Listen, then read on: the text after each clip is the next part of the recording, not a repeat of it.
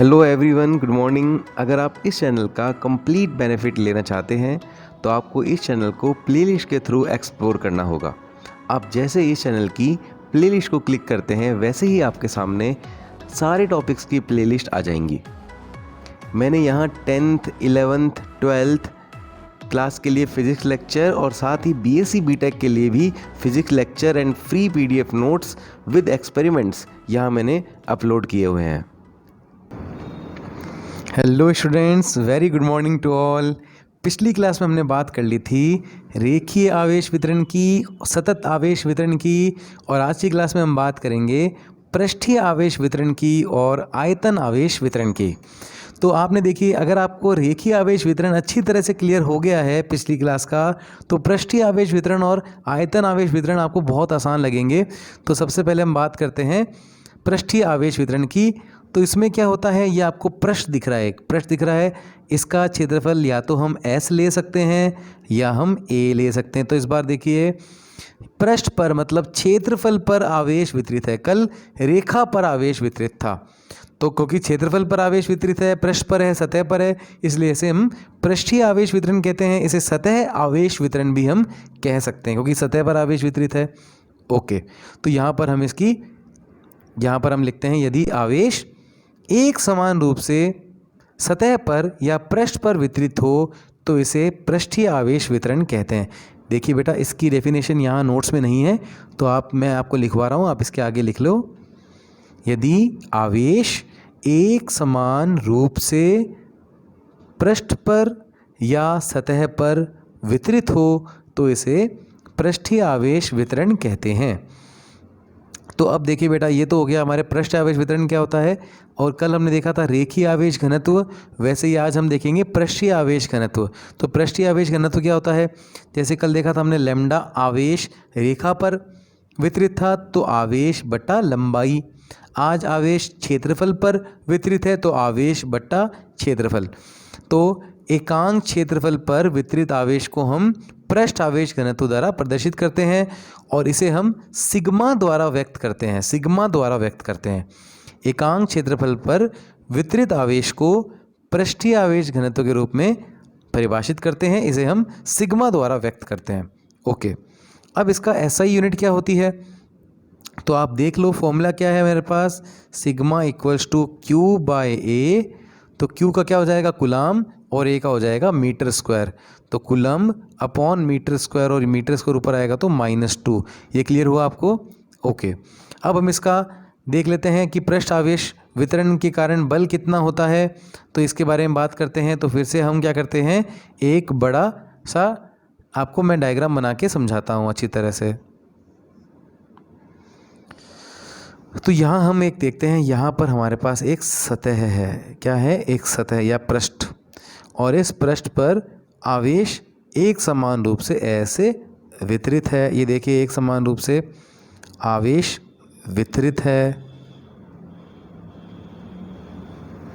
और इस पर पूरा आवेश कितना वितरित है, Q। पूरा सतह का क्षेत्रफल कितना है, S। ओके, तो इतना सा कितना हो जाएगा, अगर पूरा आवेश Q है S क्षेत्रफल पर, S सतह पर, तो इतना सा आवेश कितना हो जाएगा, dQ। इतना सा आवेश हो जाएगा dQ। तो हम बोल देंगे इतना सा आवेश हमारे पास dQ है। ओके, सुनते रहिए। अब हमें मान लीजिए यहाँ से R दूरी पर, यहाँ पर एक हमारे पास परीक्षण आवेश Q0 है। इससे R दूरी पर, ये जो अल्प आवेश लिया हमने dQ, इससे R दूरी पर एक हमारे पास परीक्षण आवेश Q0 है। तो इस पर ये कितना बल लगाएगा हमें देखना है। तो आपको पता है परीक्षण आवेश भी धनात्मक होता है और ये भी धनात्मक है, तो ये क्या करेगा, ये इसे रिपेल करेगा, ये इसे प्रतिकर्षित करेगा ऐसे। ये देखिए, ऐसे प्रतिकर्षित करेगा। अगर ये पूरा आवेश इस पर बल लगाता तो बल का मान भी ज़्यादा होता, लेकिन ये केवल dQ आवेश ही इस पर बल लगा रहा है Q0 पे, तो बल का मान कितना होगा, dF। और बल की दिशा क्या होगी, dF वेक्टर की ऐसे इस डायरेक्शन में होगी।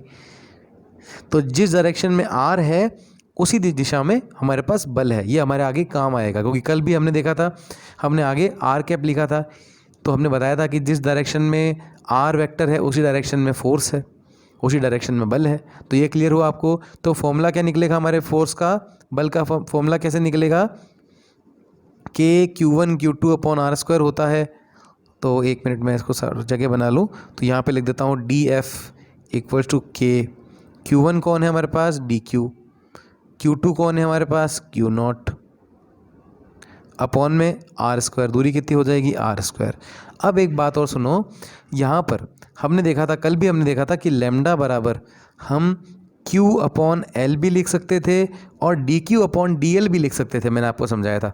उसी प्रकार से हम सिग्मा को Q अपॉन ए भी लिख सकते हैं, लेकिन अगर मान लीजिए अल्प आवेश है तो वो अल्प क्षेत्रफल पर वितरित होगा, DQ अपॉन DA हो जाएगा।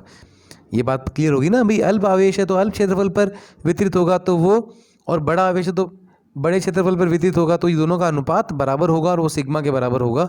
कल हमने एग्जाम्पल में भी देखा था। तो अब यहाँ पर देखिए, एक मिनट में फिर से वो लिखता हूँ, पहले आप ये देखिए, आपको ये क्लियर हुआ, sigma equal to DQ by DA, ये क्लियर हुआ, ओके। और एक फॉर्मूला आपको फोर्स का क्लियर हो गया होगा, के Q1 Q2 upon R square. तो यहाँ से DQ की वैल्यू क्या निकलेगी बेटा, सिग्मा DA।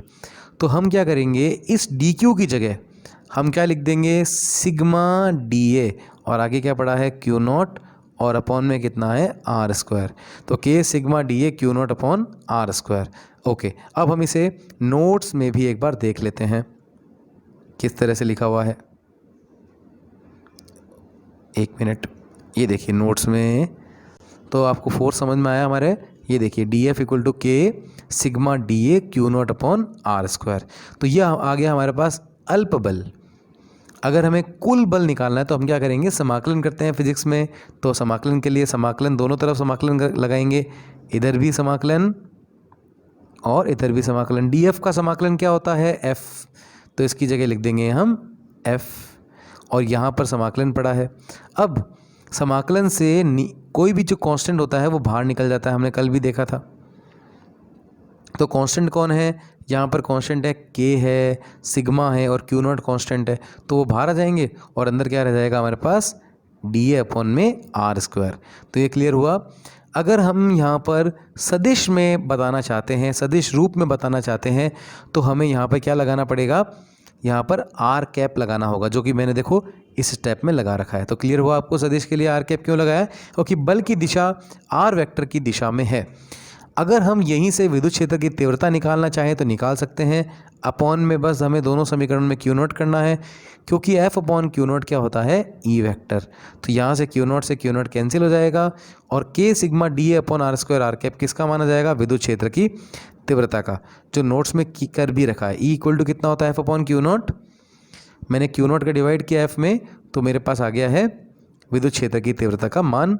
और सदिश रूप के लिए मैं क्या लगा दूंगा, यहाँ पर आर कैप, जो कि इस नोट्स में नहीं लगा रखा है तो मैं लगा देता हूँ आर कैप। तो ये क्लियर हुआ आपको। अब हम बात करते हैं आयतन आवेश वितरण की। जैसे आवेश रेखा पर वितरित था, जैसे आवेश पृष्ठ पर वितरित था, वैसे ही आवेश आयतन पर भी वितरित होता है। कैसे, तो इस बार मैं फिर से चित्र बना के दिखाता हूँ आपको, सारी बातें उसी में बता दूंगा आपको मैं। इस बार मैं एक क्यूब बनाता हूँ ताकि आपको आयतन दिख सके। ये एक घन है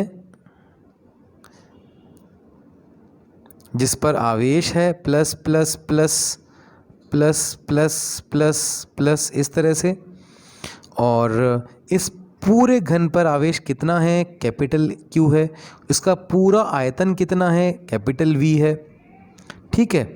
और इतने से पोर्शन का अगर मैं आयतन देखूं तो कितना होगा, आयतन क्या, इस इतने से पोर्शन का आयतन होगा dV, और इतने से पोर्शन पर आवेश कितना होगा, dQ।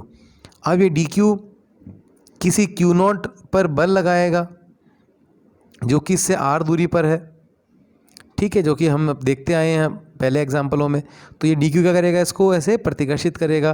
तो यहाँ पर dQ के कारण जो बल होगा वो होगा dF वेक्टर, और r वेक्टर की दिशा भी कहाँ होगी, इसी दिशा में।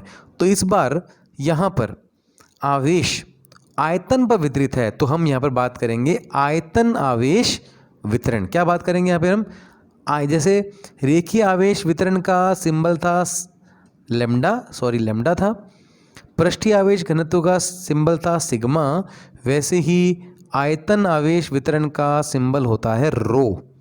क्या होता है? रो। पी बनाओ और पी की टांग मोड़ दो तो बन जाएगा रो।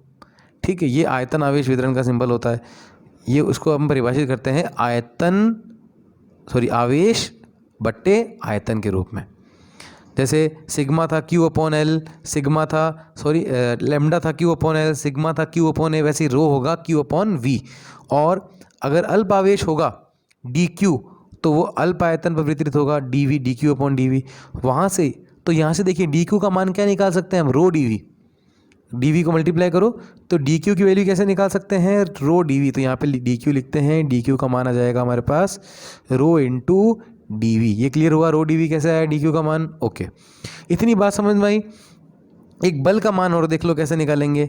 K Q1 कौन है? DQ। Q2 कौन है? Q0 अपॉन में दूरी कितनी हो जाएगी? R²। अब बताओ बेटा, DQ की जगह क्या लिख देंगे? रो DV। क्या लिख देंगे DQ की जगह? Rho DV। तो वैल्यू पुट कर देते हैं, DF equal to K, DQ की जगह रो DV, आगे आ जाएगा Q0 अपॉन में आ जाएगा R²। ये रो DV कैसे लिखा पता लग गया? क्योंकि पहले पिछली बार हमने क्या लिखा था इसकी जगह? सिग्मा DA या सिग्मा DS, और उससे पहले क्या लिखा था? लेमडा DL इसकी जगह। तीनों अगर आपने पढ़े हो तो ढंग से। ओके, तो ये बातें हम अब नोट्स में हमारे देख लेते हैं। यदि आवेश किसी आयतन पर सतत रूप से या एक समान रूप से वितरित होता है तो उसे आयतन आवेश वितरण कहते हैं। और इस बार देखिए, आयतन आवेश घनत्व क्या हो जाएगा? आवेश बटा आयतन, एकांक आयतन पर वितरित आवेश को आयतन आवेश घनत्व कहते हैं और इसे रो से हम प्रदर्शित करते हैं। ओके, यहाँ पर आगे देखिए, वही यहाँ पे लिख दिया, एकांक आयतन पर वितरित आवेश को आयतन आवेश घनत्व कहते हैं। अब rho equal to Q upon V भी होता है और अल्प आवेश अल्प आयतन पर वितरित होता है, तो इसका मात्रक क्या हो जाएगा? Coulomb metre -3। सबको पता लग चुकी होगी बात। अब बल भी देख लेते हैं। जो मैंने उधर डायग्राम से आप चित्र देखा था वो भी बना सकते हैं, ये भी बना सकते हैं, जो आपकी इच्छा है वो बना सकते हैं। तो यहाँ पर हम बल देखें अगर, तो डायरेक्ट आपने देखा K DQ Q0 upon R², और DQ की जगह क्या लिखा था हमने? रो DV। ये देखिए DQ की वैल्यू कितनी थी, मैंने आपको बताई थी, रो DV। तो यहाँ पर इस जगह DQ की जगह, ये इतना हमने पढ़ लिया है, इतना मैंने आपको पहले बता दिया। DQ की जगह क्या लिखना है? रो DV। तो आपने यहाँ पर DQ की जगह लिख दिया रो DV, K रो DV Q0 अपॉन R²। तो ये हमारे पास आ गया बेटा DF है। ये DF का मान है। DF का मान है ना ये? ओके, यहाँ भी नहीं लिखा मैंने, गलती से यहाँ पे DF नहीं लिखा, तो यहाँ भी आपको DF लिखना है क्योंकि ये DQ के कारण है, और नीचे भी आप यहाँ पे भी आप DF लिख लेना। ठीक है, अब दोनों तरफ आप समाकलन करोगे तो इधर क्या लिखा हुआ है? इधर DF लिखा हुआ है।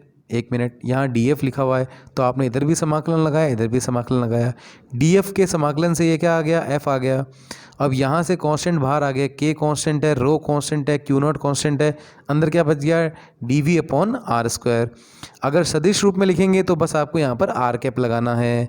फिर विद्युत क्षेत्र की तीव्रता के लिए आपको अपॉन में Q0 करना है, Q0 से Q0 कट जाएगा, यहाँ भी Q0 अपॉन में करना है तो आपके पास विद्युत क्षेत्र की तीव्रता आ जाएगी।